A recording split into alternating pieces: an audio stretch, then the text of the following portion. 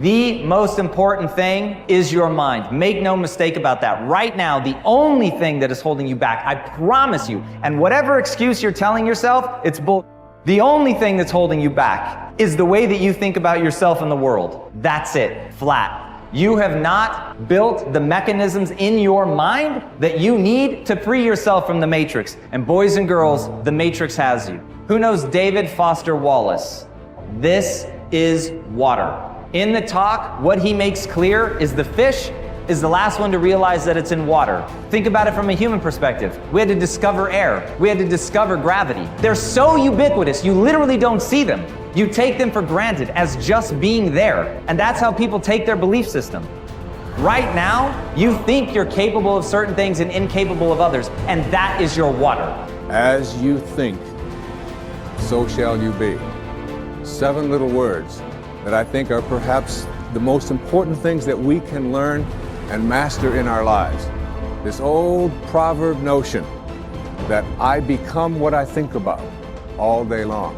And once you know that what you think about is what expands, you start getting real careful about what you think about. You don't allow your thoughts to be on anything that you don't want or that you wouldn't want to have manifest or show up for you in your life.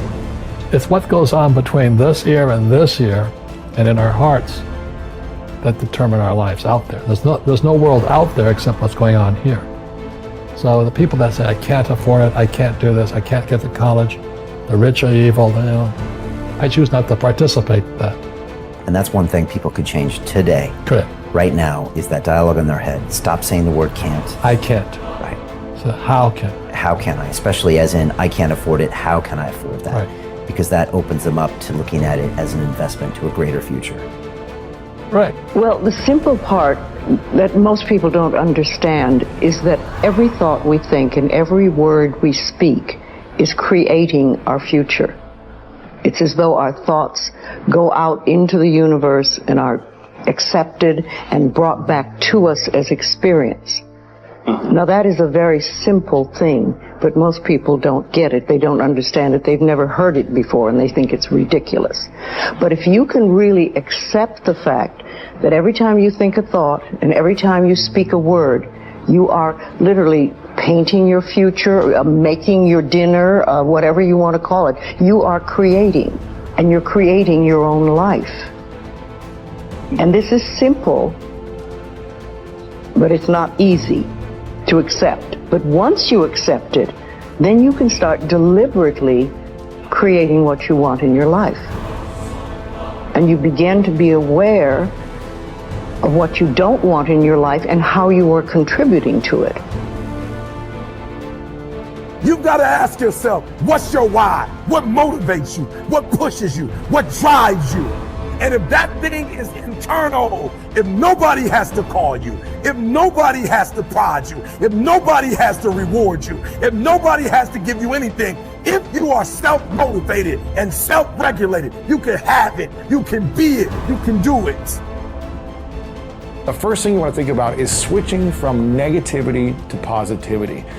So many people get caught up in focusing on what they don't want to happen in their future, but they start living almost in constant fear of what could go wrong and what won't work out. And when we come from this place of, well, I don't know if I put myself out there, it's not going to work out, and then I'm going to get made fun of, and then I'm going to be embarrassed, and then I'm going to be stressed, and no one's going to love me. And then we go in this rabbit hole and this kind of cycle of fear and anxiety, and that is not how you attract good things in your life. You can't start from your way of being of negativity and fear and expect to attract beautiful things in your life. So we need to eliminate the negative self-talk, and an environment that's easy to get stuck in sometimes can be the negative self-talk. And there's so much negativity in the world, and if you don't actively work to shift your focus, to shift your thoughts in your mind, that negativity will consume you. You have a choice. Do you want to spend your life deciding what you want and what you don't want, and then chasing it outside?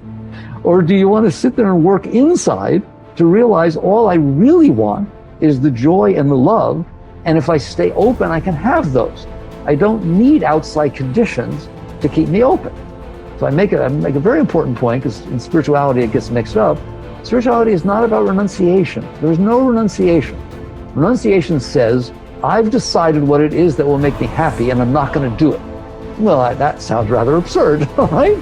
Spirituality says, it was stupid of me to decide what will make me happy instead of being happy with life, instead of being grateful and turned on by all of the amazing things that are happening in front of me and all the past experiences I got to have. Why don't I just enjoy all that and then come into life filled with love, filled with joy, and give the whole of my being to the moments that are unfolding in front of me?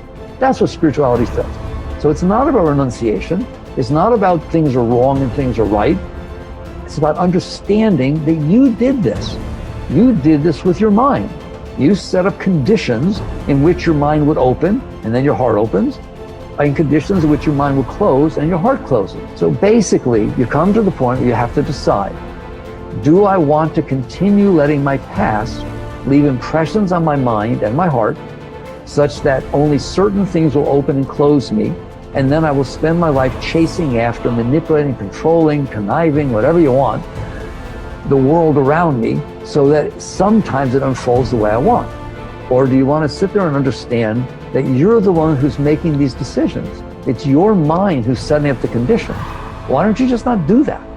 Create habits of empowering yourself, because empowering yourself, forgiving yourself, supporting yourself as you move forward and do the work to change your life, that's how you break the habit of victimizing yourself. And that's how you learn to do the opposite, which is supporting, empowering, cheering, celebrating yourself as you move forward. That's what's going to motivate you to do the action. And look, if Chris and I can go from having liens on this house 6 years ago to literally building an extraordinary business, changing our marriage to the point where we are building our dream house, a house that's so nice, I can't even believe we are going to live in this house because of the hard work that we've done. But I'll tell you, the singular habit that helped us do it is we stopped victimizing ourselves. We stopped labeling ourselves. We stopped beating the shit out of ourselves. And we broke that habit. We changed the narrative by learning how to empower ourselves. The starting point of taking full control over your conscious and your subconscious mind is for you to accept complete responsibility for everything that you think, say, and do. You are responsible for whatever happens to you, and especially you are responsible for your responses to the inevitable ups and downs of daily life. As Eleanor Roosevelt said, no one can make you feel inferior without your consent. I used to think that setting goals and making plans was the starting point of success in life.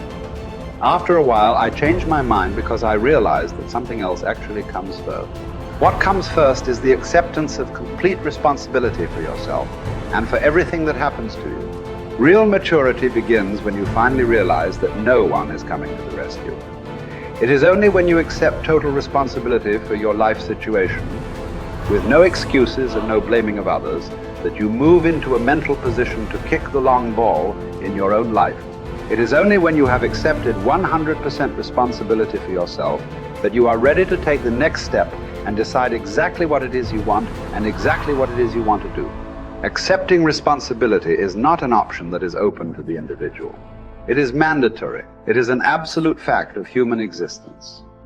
You do not have the luxury of blaming others or making excuses for parts of your life that are not satisfactory. As Henry Ford said, never complain, never explain. No one makes you do anything or feel anything. You are where you are and what you are because you have decided to be there. Everything that you are or ever will be is entirely up to you. If there is any effect in your life that you're not happy about, it is solely up to you to change the causes. You are completely responsible. When something negative or unexpected happens to you, immediately seize the moment as an opportunity to demonstrate calmness and self-control. Make it a game. Instead of allowing yourself to feel negative, deliberately force yourself to substitute something positive. Here is an affirmation that has been very helpful to me. I repeat it over and over until it becomes automatic. In almost every situation, when something goes wrong, I immediately catch myself by saying, every situation is a positive situation, if viewed as an opportunity for growth and self-mastery. Whatever it is, I take a deep breath, relax, smile, and say, every situation is a positive situation if viewed as an opportunity for growth and self-mastery. I then look within the situation for something that I can learn that will help me to grow and develop greater self-mastery. This is a simple mind game that enables me to stay relaxed and in control of my emotions. It will work for you as well. Just give it a try.